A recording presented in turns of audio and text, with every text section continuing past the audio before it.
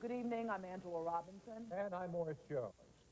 The District of Columbia is quiet tonight, as it has been every night since the Rodney King verdict was announced. Earlier today, Washingtonians got the chance to raise their voices in protest of the decision. The protest took many forms. Demonstrators chanted slogans, carried signs, blocked roadways. Some simply took Mayor Kelly's suggestion and stayed home from work. Channel 5's David Burnett and Jan Smith were on the scene and filed these reports. 200 demonstrators blocked afternoon rush hour traffic for about 2 hours by sitting across the entrance of the 14th Street Bridge. There will be complete amnesty for anyone. Not until D.C. Mayor Sharon Pratt Kelly pledged amnesty and agreed to discuss concerns did the protesters allow traffic through. Why did you want to block off traffic, and what do you think that accomplished? I mean, we didn't burn down the city.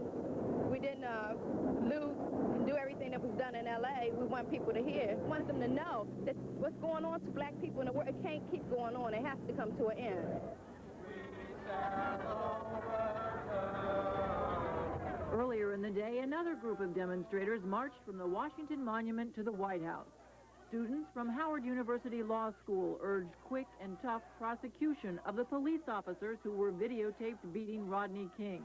And though they don't condone the Los Angeles violence, they say they do understand it. These angry people across the nation are most likely aware that two wrongs do not make a right. But these two wrongs probably make us even. Protesters also blocked traffic in front of the Justice Department, but the D.C. Chief of Police was reluctant to make arrests. You know, and you don't accomplish anything with an arrest in this kind of environment. So we're not going to do it. But we're not going to let people tear Washington up either.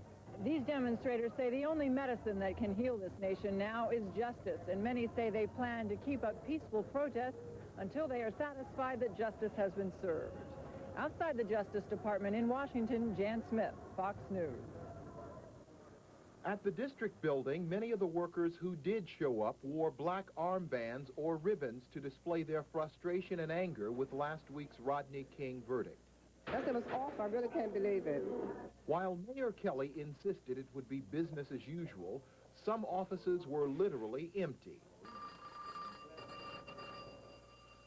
City Councilman Jim Nathanson came to work angry, in particular with the Bush administration for what he said is its neglect of urban policies.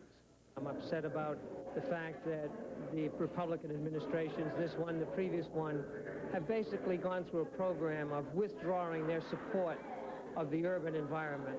And what happened in Los Angeles is just a reflection of the withdrawal of that support. Meanwhile, support for the protest was not just among government workers. The stay-at-home protest of the Rodney King beating verdict has caused some store owners here at the Brentwood Square Shopping Plaza in Northeast to close down voluntarily in support. Chung An, the owner of the liquor store in the Brentwood Plaza, is from Korea. He believes the verdict was wrong. So this is important to you to stay closed? I think it's very important for everybody, all of us. Neighborhood activist Jeffrey Desmukes is pleased by the response. I think that it is important that the world realize that we do feel as though an injustice has been committed, and by the business owners, especially in this community, staying closed, which this is a predominantly black community, it shows their strength and their support in our receiving justice in this incident. There was also satisfaction at radio station WOL, where the call to stay home was first made. We're willing to make a sacrifice and a commitment. We don't have to be volatile. We don't have to be violent to make our voices heard. Kathy Hughes calls the protest a success. In Washington, David Burnett, Fox News. District police report no problems tonight with a rally by about 100 people in Northwest D.C. The group held a rally and march tonight along Georgia Avenue that ended just a short time ago at Howard University. Most of the people taking part were believed to be students at the school. District police were out in force, but simply to monitor the situation. They say when the marchers returned to the Howard campus, district police dropped their surveillance. Los Angeles went back to work and back to school today. But at every turn, there were visible reminders of the violence that shut down the city for days. As Fox News reporter Bill Ritter tells us, the City of Angels is trying to make peace with the past in order to get on with the task of building the future.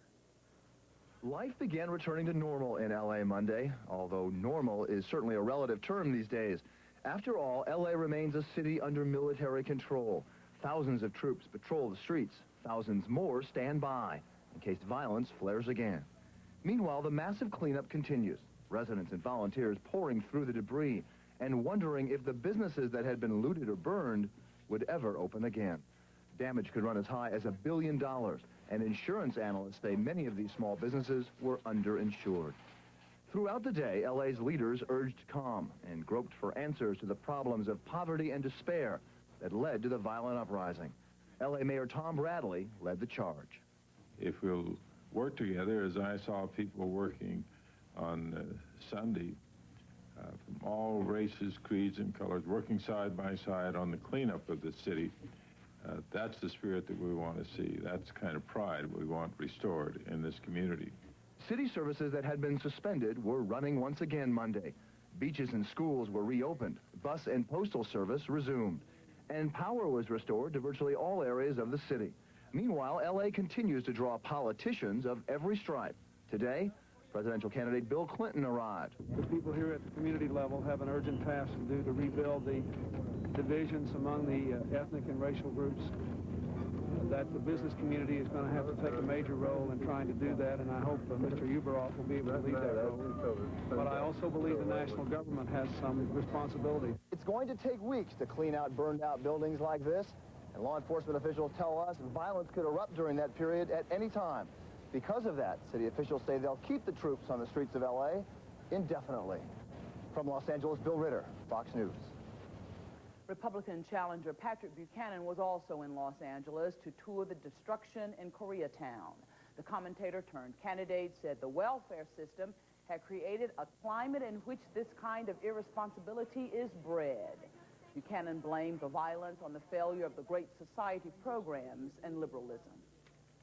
Still to come on the 10 o'clock news, urban blight. Republicans and Democrats trade shots at the causes and culprits in the decay of our inner cities.